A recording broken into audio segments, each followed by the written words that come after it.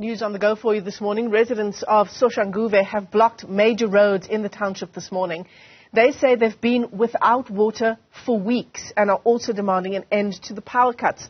Newzroom Afrika's Tumaole Mohlaoli is in Soshanguve for us this morning and joins us live. Tumaole, it's an example and really it's come to fruition, right? This link between the power cuts and the procurement of water. Certainly a link that has been problematic in many areas, including here in Soshanguve. So much so that, of course, in Soshanguve, I'm scratching by what looks like a wall. It's not actually a wall in a residential area. It is a wall that has been erected by residents who have been blockading traffic right throughout the township. They are refusing to let motorists go through, saying that they've had enough and that areas in their communities can't be accessible because they don't have access to water, to electricity and other services they expect to be procured or supplied by government. This is a long-standing problem here in Soshanguve, and you can see that the visuals here tell a story.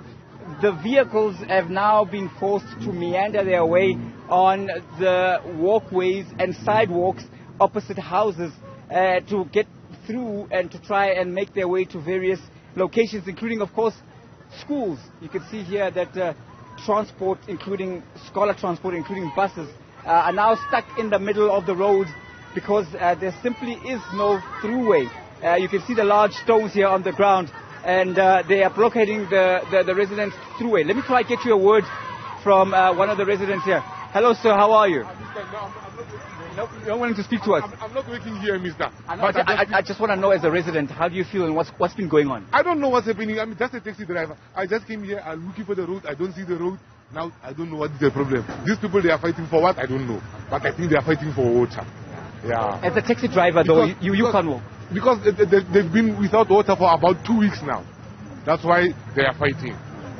And as a taxi driver, you can't make your way through. How is that affecting your business? It's affecting us very much because you can see, as you can see now, we are waiting here. The bus is closing the road. Everybody is closing the road. We can't pass. We are having a very serious problem. But we are trying to move. We are trying, mister. Thank you. Thank you, mister.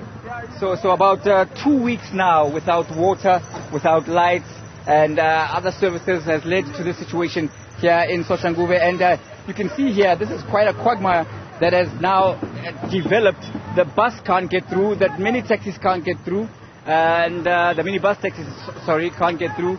And it's really something of a gridlock. And I don't know how people are going to make their way through. As you can see, large rocks also forming some barricades and preventing vehicles from going through. And the motorists here are just having to circumnavigate their way. We are going to try to get out of the way now. You can see here's the driver right here. And so we are just going to try and get our way here, make our way through to safety.